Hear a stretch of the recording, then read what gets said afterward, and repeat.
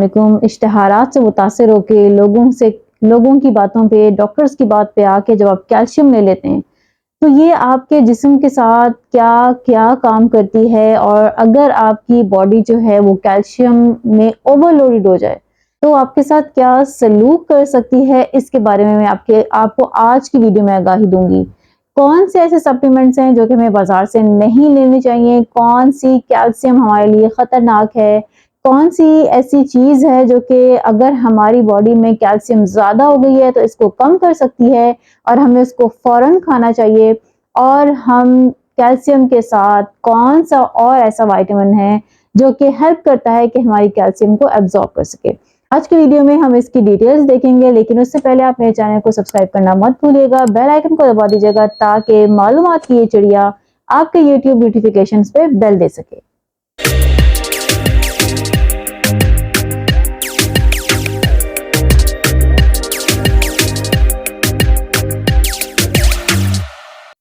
इस बात से तो आप अच्छी तरह से वाकिफ होंगे कि जब तक आपकी बॉडी के अंदर विटामिन डी की एक मखसूस मिकदार मौजूद नहीं होगी, तब तक आपकी बॉडी के अंदर कैल्शियम जो है वो एब्जॉर्ब नहीं होगा, आपकी हड्डियों में नहीं जाएगा। आप जितना मर्जी कैल्शियम बाहर से ले लें, अपनी खुराक से ले लें, उसका सिर्फ 10% हिस्सा आपकी जो बॉडी है वो जज्ब करेगी और बाकी सारा यहाँ वहां जो है उसको स्टोर कर देगी। अगर हमारी बॉडी के अंदर विटामिन डी लेवल्स कम है तो ना सिर्फ हमारा इम्यून सिस्टम शदीद खतरे में है, बल्कि हमारी जो कैल्सिफिकेशन है वो बहुत सारी तबाहियां मचाने के लिए तैयार खड़ी है। अगर हमारी बॉडी के अंदर विटामिन डी लेवल्स कम है और हम बाहर से कैल्शियम लिए जा रहे हैं तो इसकी वजह से क्या साइड इफेक्ट्स आ सकते हैं कि हमारी जो बॉडी है वो हाई कैल्शियम का शिकार हो जाए और लो फॉस्फेट का शिकार हो जाए। और आप अच्छी तरह जानते हैं कि आपकी बोन्स के अंदर फॉस्फेट भी उतना ही इम्पोर्टेंट है जितना कि आपकी बोन्स को कैल्शियम की जरूरत होती है।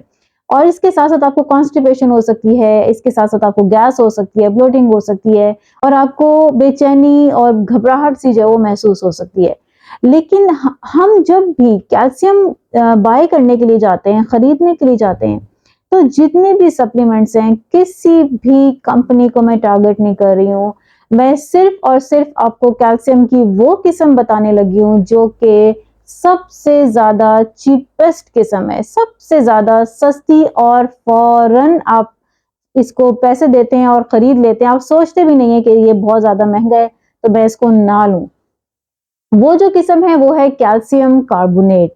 याद रखिएगा, कैल्शियम कार्बोनेट ये वो किस्म है जो कि अंडे के छिलके से निकाली जाती है, जो कि शेल फिश के शेल से निकाली जाती है, जो कि लाइमस्टोन के रॉक से निकाली जाती है, यानी कि ये एक पत्थर होता है, ये चौक से निकाली जाती है। अब आप ये अंदाजा लगा लें कि ये जो चीजें हैं ये सारी की सारी क्या हैं। आपको मैं इसका आसान उर्दू में नाम बताती हूँ। इसका आसान नाम है चूना। बिल्कुल, ये कंपनीज आपको कैल्शियम कार्बोनेट के नाम पे चूना लगाती हैं। और आप जानते हैं कि ये जो चूना है ये आपके जिस्म के साथ क्या करता है? ये आपके जिस्म के अंदर कैल्सिफिकेशन कर देता है।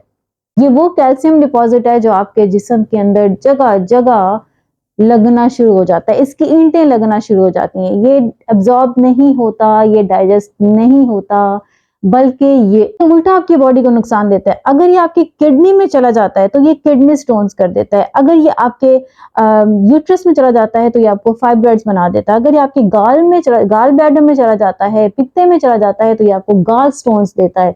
अगर ये आपके पैनक्रियाज में चला जाता है, लबलबे में चला जाता है तो ये आपको पेनक्रियास के अंदर स्टोन दे सकता है। अगर ये आपके हार्ट में चला जाता है तो वहां पे कोरोनरी आर्टरीज के अंदर जम जाता है, उनको सख्त कर देता है।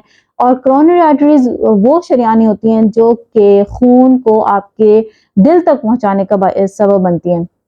लेकिन जब वो शरियानी सख्त हो जाती हैं तो खुदा ना खास्ता आपको हार्ट अटैक भी आ सकता है, आपको स्टंट भी डलवाना पड़ सकता है। दिल के बाद हम लिवर पे आते हैं। अगर ये लिवर के अंदर डिपॉजिट होना शुरू हो जाए तो फिर लिवर को भी शदीद खतरा दरपेश हो सकता है, उसके अंदर इन्फ्लेमेशन हो सकती हैं। अगर ये आपके लंग्स में आ जाए, फेफड़ों में आ जाए, तो उसके अंदर भी आपको सांस से मुतालिक बहुत सारे मसाइल हो सकते हैं। आपको फेफड़ों की शरियानें जो है वो आपकी सिकुड़ सकती हैं। इसके बाद अगर ये आपके थायराइड में आ जाए तो आपके थायराइड के अंदर ये स्टोन्स बना देता है और वो आपको सर्जरी के जरिए रिमूव करवाने पड़ सकते हैं। अगर ये आपके प्रोस्टेट में आ जाए तो ये आपको प्रोस्टेटाइटिस दे सकता है, जो कि बिगनिंग है आपके प्रोस्टेट कैंसर की, अगर ये टाइम पे ट्रीट ना किया जाए तो। और इसी तरह अगर ये ब्रेन में चला जाए और ब्रेन में इसके डिपॉजिट बन जाए तो आमतौर पे इसके लोगों को इतने सिम्टम्स नजर नहीं आते, लेकिन कुछ लोगों के को जो इसके सिम्टम्स नजर आते हैं वो क्या है कि उनकी मूवमेंट इससे मुतासर होती है, उनका चलना फिरना से मुतासर होता है, चीज़ों की गिरफ्त इससे मुतासर होती है, उनके जो साइकेट्रिक प्रॉब्लम्स हैं वो शुरू हो जाती हैं, उनकी याददाश्त में बहुत बुरी तरह से खलल पड़ना शुरू हो जाता है। और ये सारे का सारा कबाड़ कहाँ से आया है? आपकी कैल्शियम कार्बोनेट और कैल्शियम की ज्यादती से आया है। जब भी आप अव्वल तो 35 प्लस के बाद आपको कैल्शियम की जरूरत नहीं है। अगर आप 35 प्लस हो गए हैं तो आपने कैल्शियम जो खानी है वो कैल्शियम कार्बोनेट के अलावा जो मर्जी कैल्शियम लें, लेकिन कोशिश करें कि आप इसको सप्लीमेंट्स की फॉर्म में लेने की बजाय आप अपने खुराक के जरिए इसको पूरा करें। और आपकी खुराक में कौन से ऐसे जराए हैं जिनसे आप इनको हासिल कर सकते हैं, उसका लिंक मैं आई बटन में डाल दूंगी, आप इसको वहां से चेक करें।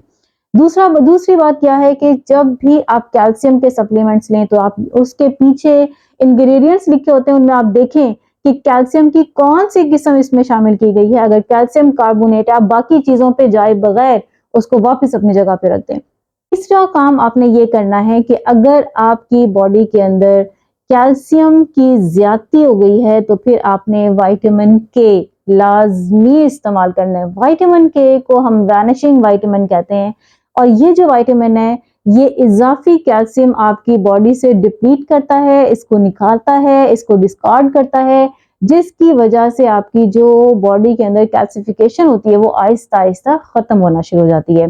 ये ना सिर्फ है कि आपकी बॉडी में एक्स्ट्रा कैल्शियम को बाहर निकालता है, बल्कि ये आपकी शरियानों को खोलता है और विटामिन के और भी बहुत सारे फंक्शंस करता है। लेकिन इस बात को आपने याद रखना है कि आपने विटामिन डी और विटामिन डी की जो आपने किस्म लेनी है वो लेनी है कॉलिक एसिफ्लोर और विटामिन के 2 यानी कि मेनिक्योनिन। ये दो आपने जब भी इस्तेमाल करने हैं तो आपने ये जुड़े हुए इश्तराक कंपाउंड शेप में इसको इस्तेमाल करना है। और अगर आपके पट्ठों में दर्द है या आपकी पिंडलियों में दर्द है तब आप 1 से 2 महीने का कैल्शियम का कोर्स कर सकते हैं। लेकिन कुछ ऐसी सूरतें हैं जिनमें आपको कैल्शियम की जरूरत होती है, लेकिन उस सूरत में आपने कैल्शियम जो लेनी है वो कैल्शियम कार्बोनेट नहीं लेनी। अपनी सेहत का बहुत सारा ख्याल रखें। इस वीडियो को लाजमी शेयर करें ताकि बहुत सारे लोगों का भला हो सके और जितने लोग भी ज्यादा कैल्शियम खाने की वजह से खतरे में हैं, मुश्किल में हैं, आप उनकी मुश्किल को हल कर सकें। नई मालूमात के साथ अगली वीडियो में फिर से मुलाकात करते हैं। Thanks for watching.